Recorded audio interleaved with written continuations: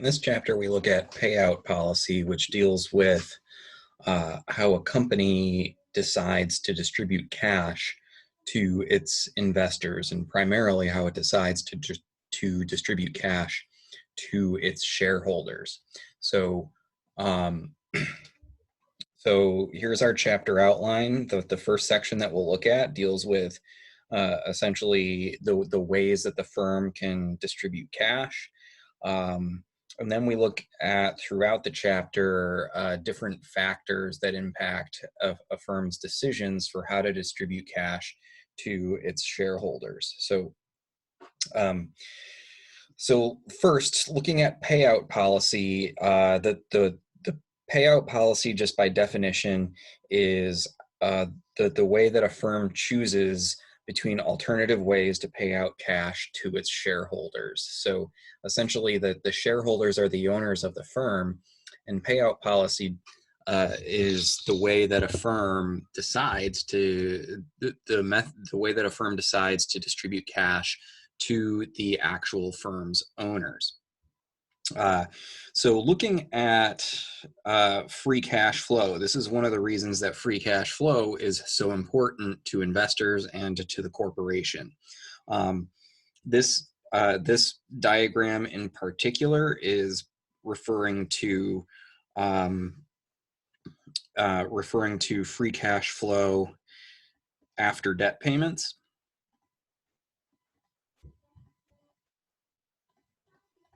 And this is specifically post-tax debt payments.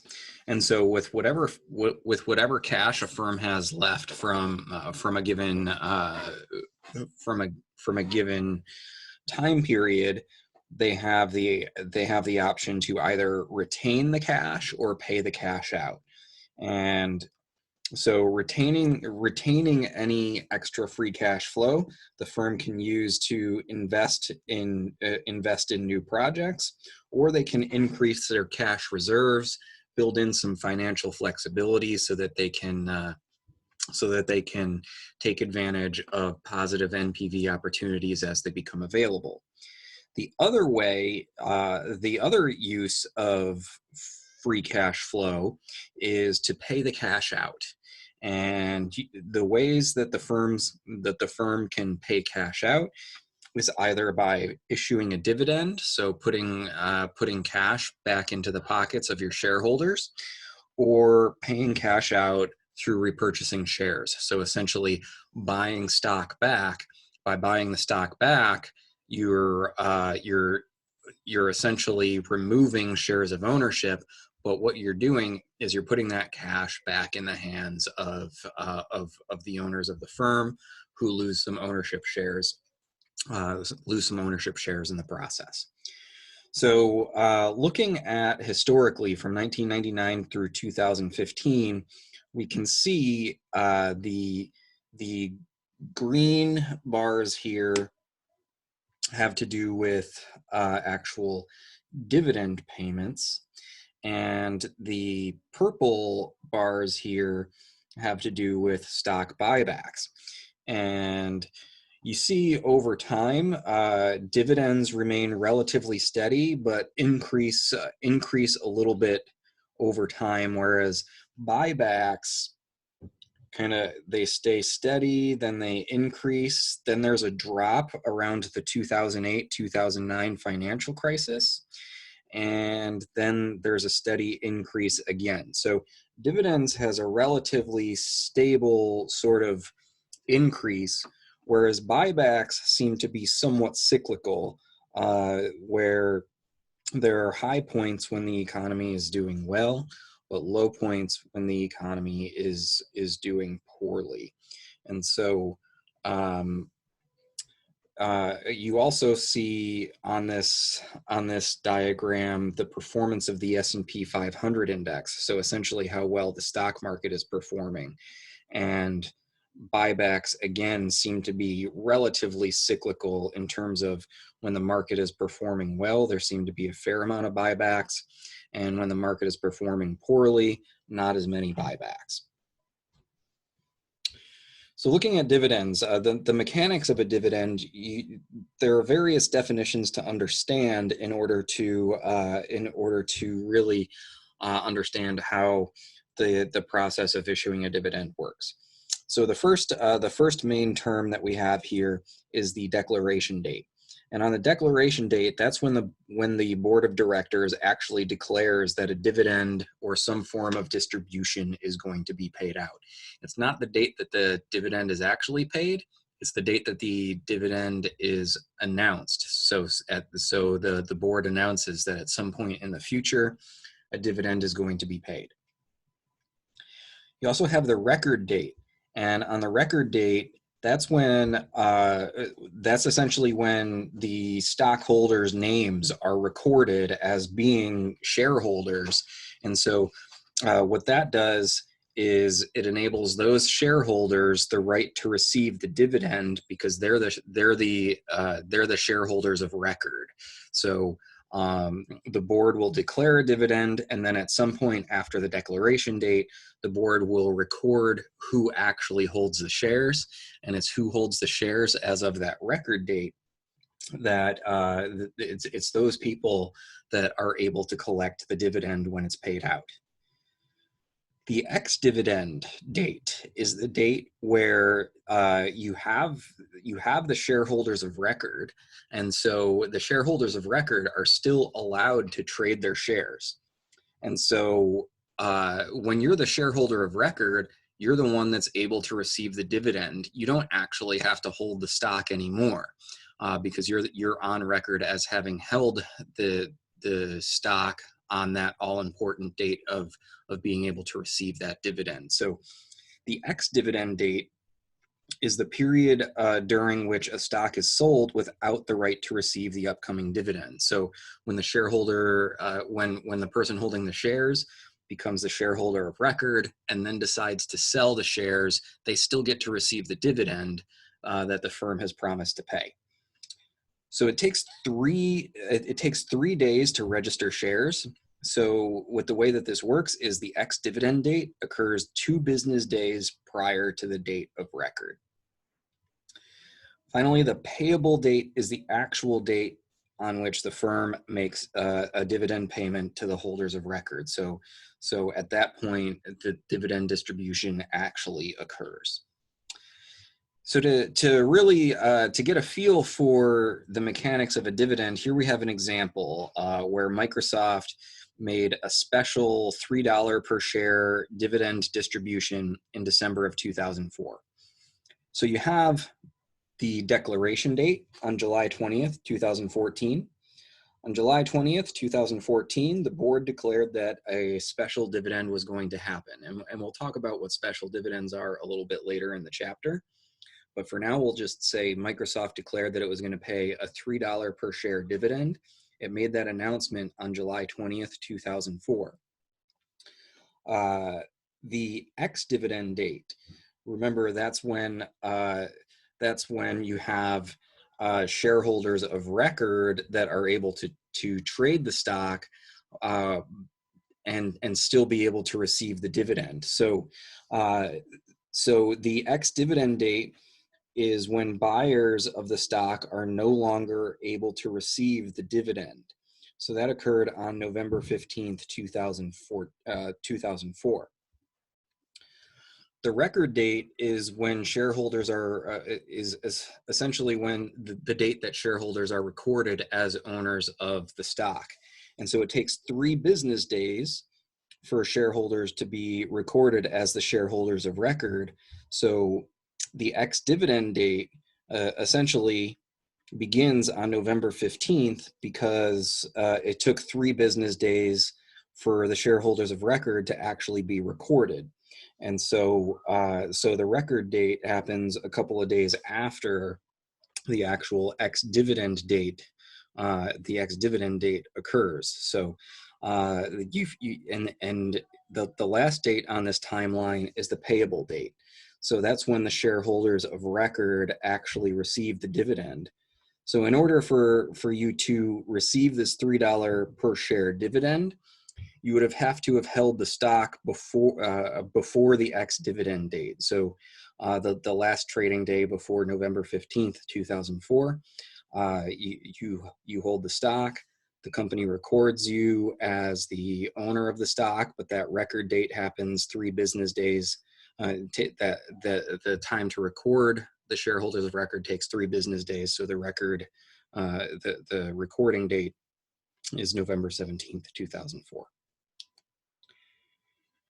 So a special dividend, like the previous example we saw, Microsoft was paying a special dividend. The reason that this was called a special dividend is because it was a little bit out of the ordinary for Microsoft. Typically, firms try to keep dividends relatively steady. They pay dividends out at quarterly intervals, and the amount usually does not fluctuate at all from quarter to quarter. So if a firm pays a $1 per share dividend in one quarter, it's usually expected that the next quarter they'll be paying a $1 per share dividend the next quarter. So special dividends, when a company issues a special dividend, it's saying this is a special one-time deal where we're issuing this dividend. You shouldn't expect it to occur on a regular basis.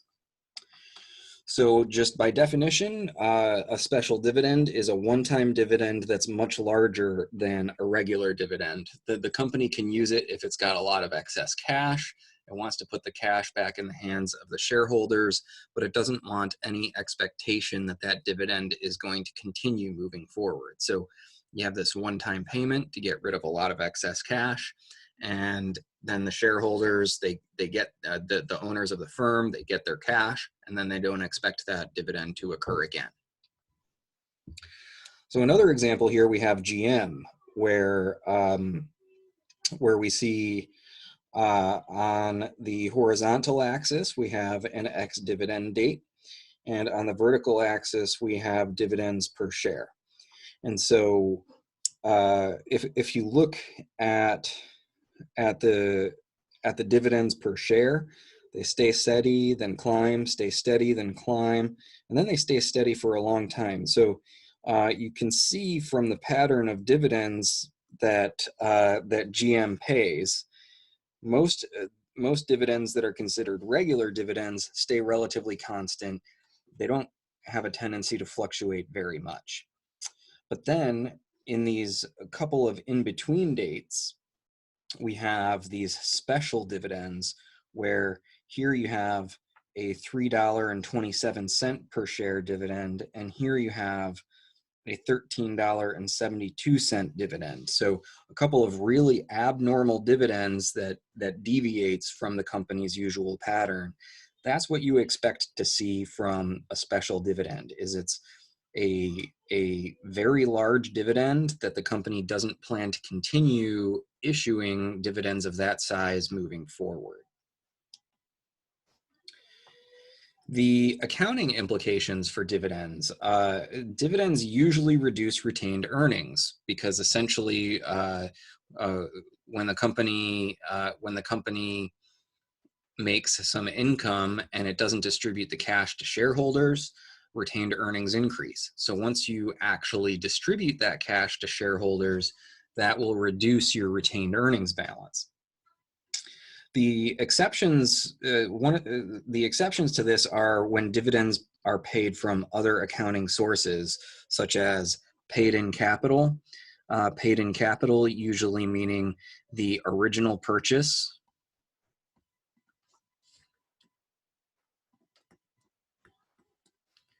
of common stock, or when the company liquidates assets. So essentially, you sell off some assets that the firm has, and you use the proceeds to issue a dividend. And so when this happens, that's often referred to as a return of capital. So when someone buys new shares in the company, what that does is it raises capital for the firm. And so when the firm actually when the firm reduces that paid in capital, then essentially that's referred to as this return of capital. Also, this can be referred to as a liquidating dividend. So the company sells off some assets and uses it to issue a dividend, that's referred to as this liquidating dividend. The tax treatment that, the way that these distributions get treated tax-wise when cash is distributed to the owners varies depending on what the source of cash is. So there are different tax implications for the investors depending on exactly the process that the company follows, where the cash is actually coming from.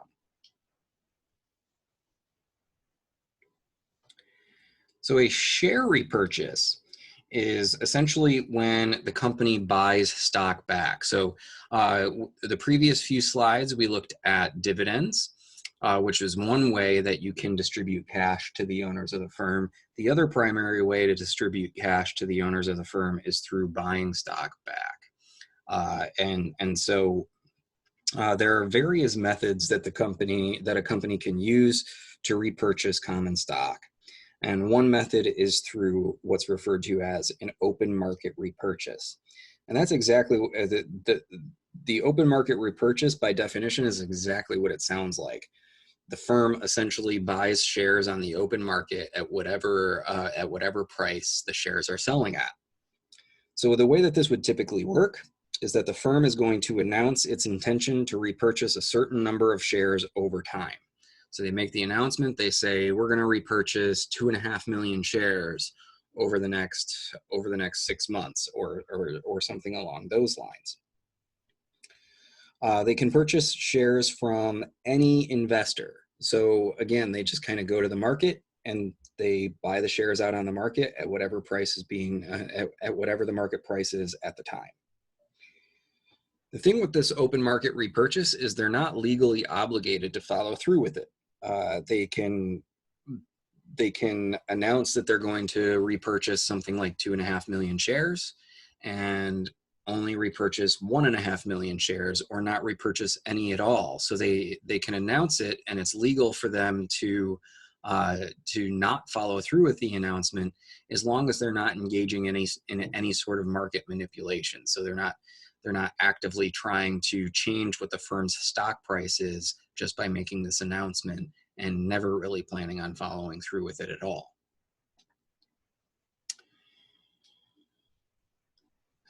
Another form of share repurchase is a tender offer, and that's where a firm will repurchase shares over some short time period, like 20 days, where they repurchase a large number of shares over a 20-day period of time. The repurchase price is typically set at some sort of premium, like 10 to 20% above the market value, so that they can really buy those shares back relatively quickly. And it's pretty easy to buy shares back if you're offering a premium to be able to do so. Again, the firm has the right to cancel this, so they can announce a tender offer but not actually follow through with it, as long as they're not trying to manipulate the stock price. We also have what's referred to as a Dutch auction. And so a Dutch auction basically works sort of like a reverse of the way that an auction IPO happens. Remember, in an auction IPO, you solicit bids for how much investors are willing to pay for shares of stock, and then you sell all the shares at the highest price that you possibly can. Here, it's an auction to repurchase shares. So essentially, the firm lists prices at which it's willing to buy shares, and shareholders will say how many they're willing to sell back to the firm at each given price. So what the firm does is, if it has a desired number of shares that it's willing to buy back, it will buy back shares at the lowest price that it can buy back all of the shares that it wants to repurchase. So essentially, it's an auction where the investors say, if you're going to pay me $18 a share, then I'll be willing to sell you 1 million shares back, or something along those lines, and then the company will pay the lowest price possible to repurchase all the shares that it desires to buy back. The last form of stock repurchase that we see here is a targeted repurchase. And so in this form of share repurchase, the firm purchases shares directly from a major shareholder. So in all the previous examples, it doesn't really matter who they're buying the shares back from. They just want to buy back the shares. In a targeted repurchase, they're buying shares back from a specific investor. And so what happens in this form of repurchase is the firm can negotiate directly with the investor that they want. They want to take back shares from this one particular investor, so they can negotiate the price directly with that investor. So typically, what happens here is if the shares are illiquid, the firm may actually be able to purchase the shares at a discount. So if the shares are relatively hard for an investor to offload, the corporation can say, look, I'm willing to take these shares off your hands. They're selling at $5 a share. I'll pay you $4.95 a share. And since they're illiquid, you can take that 5-cent discount and offload the shares to the issuing corporation. Another form of targeted repurchase, a specialized form, is referred to as green mail. And green mail is when the firm buys shares at a premium from a major shareholder to eliminate the threat of a takeover. So realize the targeted repurchase can take the form of a discount, especially when the shares are relatively illiquid and investors have a hard time selling them to other investors. Green mail is when shares are purchased by the firm at a premium. And typically what this means is you have some major shareholder that's building up a significant amount of ownership, and you don't want whoever this investor is to have a controlling stake in the firm. So you engage in green mail, which is we don't want you to take us over. We know you're building up a large number of shares in the firm and building up a lot of ownership in the firm. We don't want that to happen. We don't want you to take it to the level where you're taking the firm over entirely. So you negotiate with that investor directly. And oftentimes the firm will pay a premium in that case over the actual market price, because they want to eliminate this threat of takeover, make sure that whoever's building up a potentially controlling stake can't actually take over the firm.